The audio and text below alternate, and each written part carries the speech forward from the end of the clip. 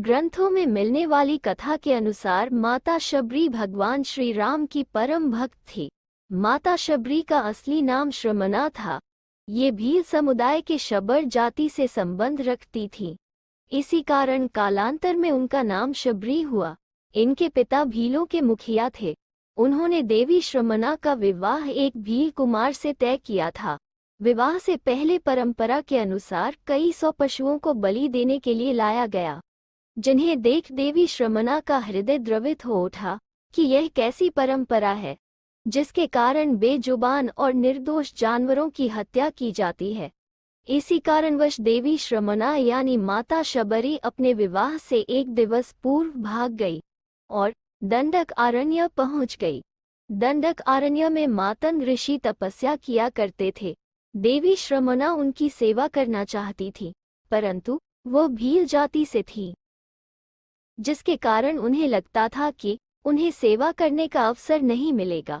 लेकिन इसके बाद भी वे चुपचाप प्रातः जल्दी उठकर आश्रम से नदी तक का रास्ते से सारे कंकड़ और कांटों को चुनकर पूरे रास्ते को भलीभांति साफ कर दिया करती थी और रास्ते में बालू बिछा देती थी। एक दिन जब माता शबरी यह सब कार्य कर रही थी तो ऋषिश्रेष्ठ मातंग मुनि ने उन्हें देख लिया। मातंग मुनि उनकी सेवा भावना से अत्यंत प्रसन्न हुए। उन्होंने देवी शबरी को अपने आश्रम में शरण दे दी। वे वहीं पर रहने लगी। एक दिन जब ऋषि मातंग को लगा कि उनका अंत समय निकट है, तब उन्होंने देवी शबरी से कहा कि वे आश्रम में ही प्रभु श्री राम की प्रतीक्षा करें। वे एक दिन अवश्य ही उनसे मिलने आएंगे। मातंग ऋषि की मृत्यु के पश्चात देवी शबरी का समय भगवान श्री राम की प्रतीक्षा में बीतने लगा। वो अपने आश्रम को एकदम साफ सुथरा रखती थी और प्रतिदिन भगवान राम के लिए मीठे बेर तोड़कर लाती थी।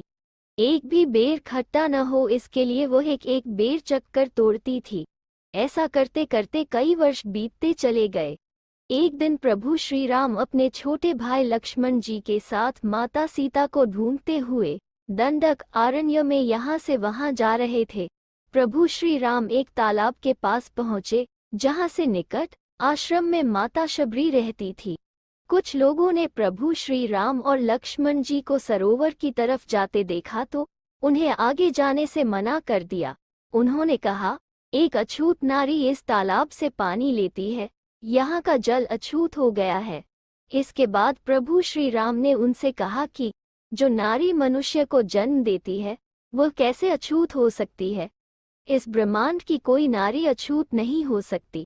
फिर प्रभु श्री राम ने उन लोगों से उस नारी का पता पूछा।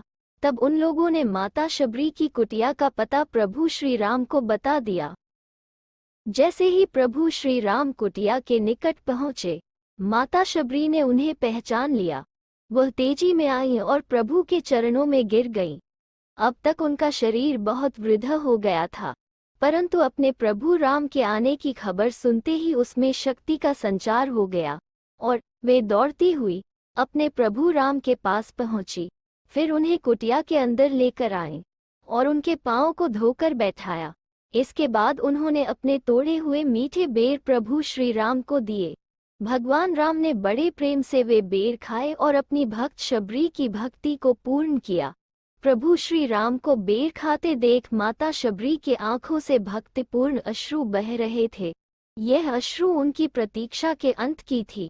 सुकून और आनंद के अश्रु माता शबरी के आंखों से बहकर उनके मन से सारी इच्छाओं का अंत कर रहे थे। माता शबरी की भक्ति पूर्ण हुई। प्रभु श्री राम भी माता शबरी की श्रद्धा भक्ति देख अपनी मुस्कान बिखेर रहे थे। इससे आनंदमयी दृश्य और क्या हो सकता है। जब भगवान स्वयं अपने भक्त की प्रतीक्षा को अंत करते हुए उससे मिलने आए हों। राम जी ने लक्ष्मण जी को भी बेर खाने को कहा, लेकिन लक्ष्मण जी को जूठे बेर खाने में संकोच हो रहा था। अपने ज्येष्ठ भ्राता श्री राम का मन रखने के लिए उन्होंने बेर उठा तो लिए, लेकिन खाए नहीं। कहा जाता है कि इसका परिणाम ये हुआ कि राम रावण युद्ध में जब शक्ति बाण का प्रयोग किया गया तब लक्ष्मण जी मूर्छित हो गए थे। ये थी प्रभु श्री राम भक्त देवी शबरी की कथा।